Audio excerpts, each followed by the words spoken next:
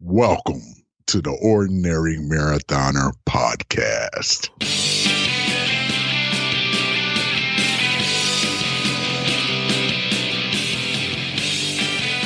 Hello and welcome to the Ordinary Marathoner Podcast. My name is Coach Scott. I'll be your host today. It is Wednesday, March 17th. Happy St. Pat's to everyone out there. I tell you, I wasn't really actually planning on talking about this, but St. Patrick's Day, when I think of St. Patrick's Day these days, it's funny, I used to just think about going out of the town and drinking beers.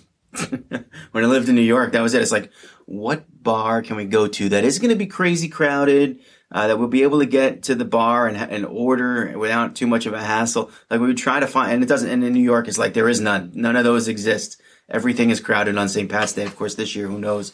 But that's what, old me used, what we used to think. That's what it was all about. Where are we going to go out? Where are we going to party on St. Patrick's Day? I don't even have a beer in the house this year. Maybe I should get one, but I do have a 5 a.m. ride tomorrow, and I'm kind of looking forward to that.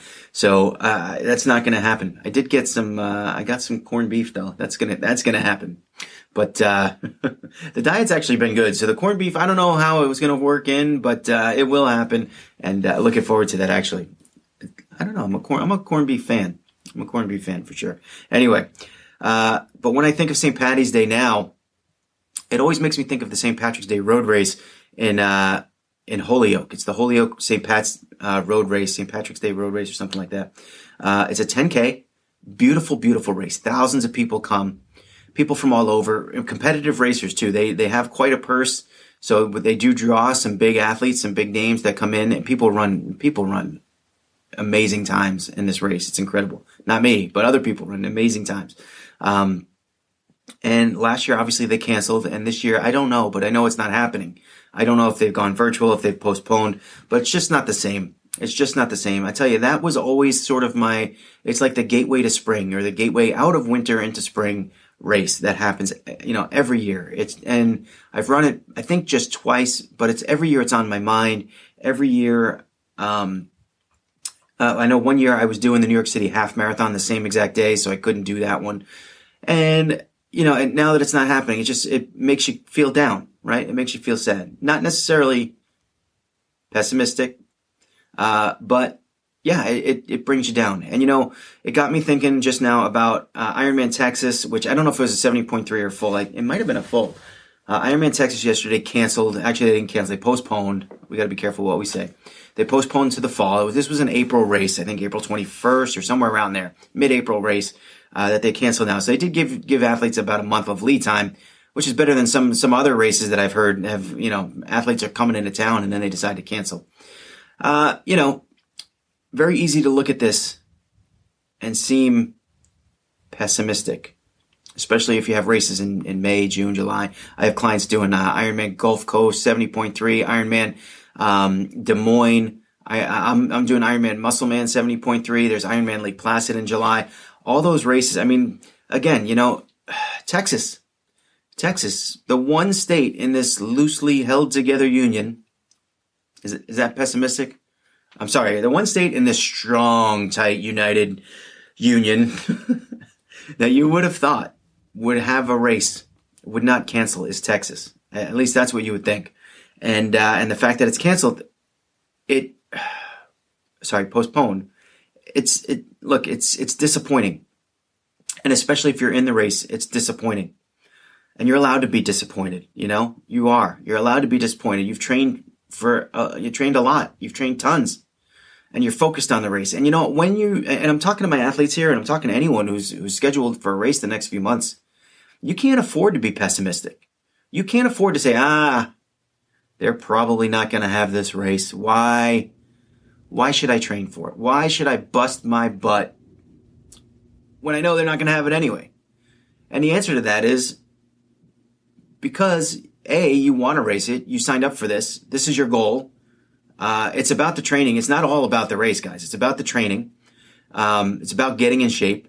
You will have, if they postpone, you will have another opportunity to get through that finish line. You will have another opportunity. What you cannot afford is to assume that a race is not going to happen. And then it does. And then you're at that starting line. You're saying, I probably should have done an open water swim. I probably should have done a few more brick workouts. Oh man, I should have got that bike off the trainer and rode outside a few times before this race. You can't afford that. You can't afford that. You have to focus on the race. You have to be as optimistic as you possibly can that this race is going to happen. Realistically, there's a chance that it might not. But it's not official, and until they tell you that it's not going to happen, you got to train like it is. So here's Mr. Pessimism telling you that you need to be optimistic. You have to. You have to. There's no way around it. You got to be optimistic. So, look, I'm going to be optimistic about Ironman Muscle Man 70.3 that I'm doing in early July. It's going to happen. It's got to happen. Why is it going to happen? Because I got to train for it. I don't want to be on that starting line saying, ooh, I should have finally joined that gym and went swimming. Oh, I should have ridden my bike a little outside. No, you got to be ready. There's no way around it. You got to be ready. The last thing you want to do is not be ready on that starting line. It's not safe. It's not comfortable. And, you may finish, but you won't be ready. You won't achieve the time that you could have done otherwise. Focus on that race. Be optimistic that it's going to happen. And if it doesn't, look, it's okay to be disappointed for a couple days. It's okay to kind of have to change plans, and it's frustrating and that kind of thing. And look, I feel for you guys in Ironman Texas that really, I think you thought that race was going to happen, and now it's not happening. And now you gotta pivot. You gotta pivot. And you gotta change those travel plans, and it's a pain in the butt, but just do it and erase the board. Set a new goal and start again. That's the way it is. And again, if your race hasn't been canceled or postponed yet, it's happening. So be ready. That's what we had to talk about today. A little bit of news: the AGA Tribe podcast is out. The one I did with Justin Busquet. Again, I don't really know how to pronounce the last name. I should have asked him, but I'm going with Busquet. I think that's good. I want to thank Justin for having me on the podcast. We had a great chat. We talked about training, talked about doing Ironman races. We talked about the foundation, talked about a lot of different things. And man, I think we could have talked for another hour. So it's up there. It's out there. The links are on Twitter. Links are on Facebook if you're interested. So good conversation. Later on this morning, I'll be talking to the one and only Denny Cray of the Diz Runs podcast. I'm making the podcast circuit out there. But we have a lot to talk about, and Denny and I are going to talk specifically about the foundation and the plans that we have going forward. I am anxious. I'm anxious to talk about the foundation. It's so much work behind the scenes. It's nice to kind of get out there and chat about it and get the word out. So I'm anxious to talk to Diz. Again, we'll have both of those guys on the podcast eventually down the line. As soon as we start bringing guests back on the show, that will happen again too, guys. I promise you that. You won't have to listen to me and only me over the next few months, but we will be bringing guests back on the show, and Diz and Justin are right on the top of the list for that for sure. All right, I don't really didn't have much planned for today. I mean, I kind of just riffed on that optimism thing and race cancellations, but let's talk about training. I left you guys on Monday. Kind of in an awkward spot for me. Nothing really planned. I knew I didn't do my long ride over the weekend. Didn't do a long run over the weekend. What happened after I got off the podcast with you guys was a client of mine called me and said, "Hey, I didn't do my I didn't do my long ride this weekend. I'd really like to do it, and I think it was bad weather. It was really windy where she is. Can we do it on Zwift, or can I do it on Zwift?" And I said, "Ding." Not only can you do it on Zwift, but we can do it together.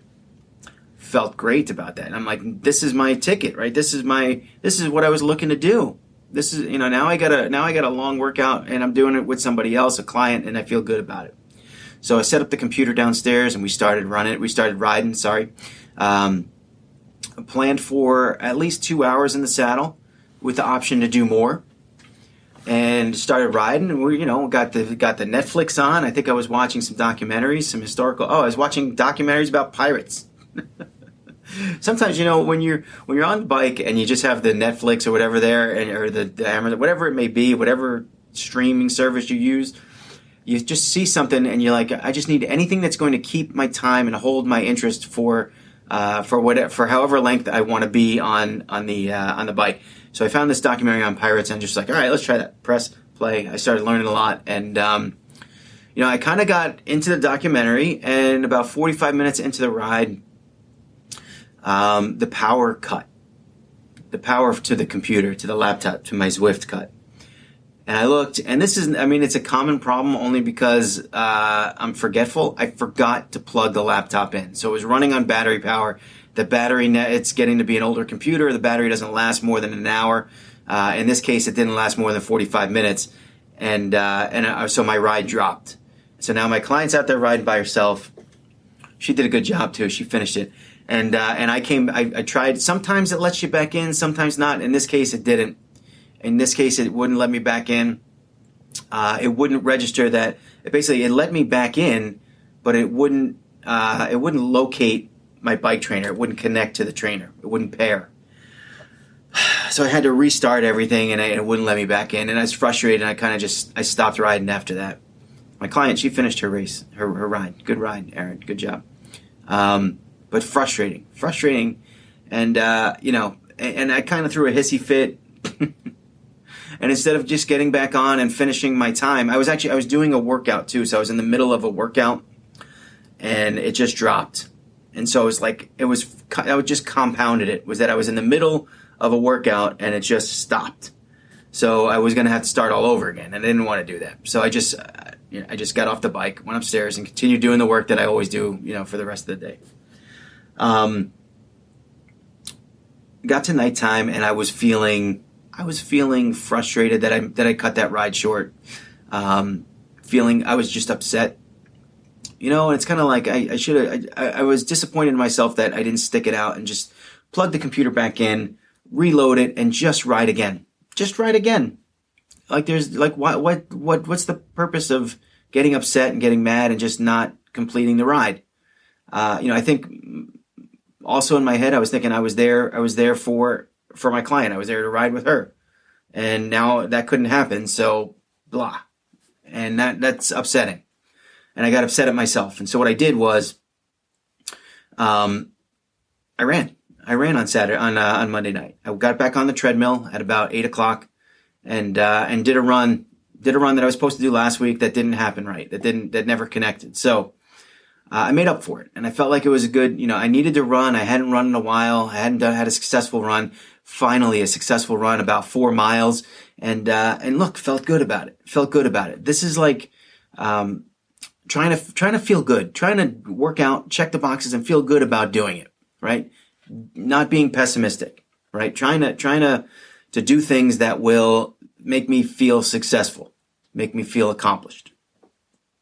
And be a positive aspect on training, right? Have a positive impact on training.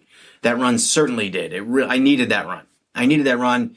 For mental reasons and for physical reasons. Got it done. I mean, the last run, the run that I did on Thursday of last week when it was really, that's what started the whole pessimism thing. Just disappointed in that run. And so it was good that I got a good one. Even though I was on the treadmill, it was good that I got that in and got it done. I wasn't planning on running Monday night, but I did. And it fit fine, and everything's good. Tuesday was 5 a.m. day, and that was the test, right? That was the test, because we didn't do any 5 a.m. rides last week, and now we were going at it again this week and trying to capture that 5 a.m. spirit again. Trying to capture that energy, that motivation to get up at 5 a.m. when that alarm rings. And to get on that bike, it was tough that week. That 1 week that we took off, it wasn't a planned week off. It was just I don't want to get up. I'm too tired. I'm too, that's all it was. It was a give up week. And now I needed the 5 a.m. ride yesterday. So I got up at 5 a.m. I got in front of the workout that we were supposed to do. The workout was a tough one. They really wanted you to push beyond your threshold in the morning. In the mornings, I find any kind of super power sets, like high powered sets, especially ones that call for high cadence, it's just tough. And we've tested this, right? My FTP is typically about 10 to 15 watts less at 5 a.m. than it is in the middle of the day. Why is that? Because you're exhausted, you're tired, you're sore, you haven't gotten up, you haven't been moving around, you're rolling out of bed, you're hopping on the bike. and you're not ready. And even these workouts themselves, they just give you like a 5 to 10 minute like warm up. It's not I'm still spaced out in the morning. You can see it in my eyes on the live stream. But you're on the bike. You're getting work done. It's fine. It's good work. But to do a workout while I just set a brand new FTP of 16 watts higher than my old FTP, I knew that was going to be solid. So I did drop the FTP down to 235. Now before this, it was 226. So it's good that still moving it up. But I was not about to do this workout at 249. So I moved it down to 235. And we got it done. I did the last set. I think there were 3 really difficult sets. 4-minute intervals of strong resistance, strong intensity. And the very last set, I think with about a minute to go, I had to pull the plug. It was tough. But you know what? When you max out and you kind of, you hit that level where you feel like you got nothing more to give, at least you've hit that point, right? You've done the work to hit that point. It's a good workout. Feel happy about it. Again, optimism. So a pessimist would look at that and say, hey, what's up with you giving up the last minute of this set? An optimist would look at it and say, hey, what a great workout. I still got a great workout in, got a great workout. I feel good.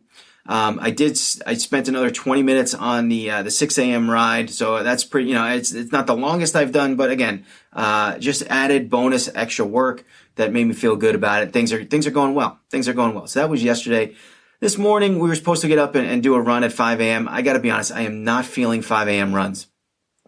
There is only one thing that gets me up at 5 a.m. to run, and that's the fact that I know that Ron will probably be running by himself.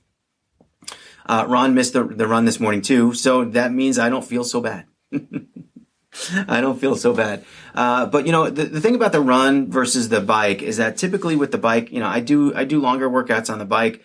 The run usually takes 45, 50 minutes. I'm not sure what our next workout is in the list for the run, but typically it's a little bit shorter. Which means I can squeeze it in during the day a little bit easier. So I'm confident we're going to get that thing done. And I got a full day ahead of me. It is a busy day. I got this podcast to kick out. We got to edit this one. Then we got to talk to Denny Cray right after that, and then squeeze my run in. I got to do my taxes. Yeah, 2 things in certain in life. 1, your race will be canceled.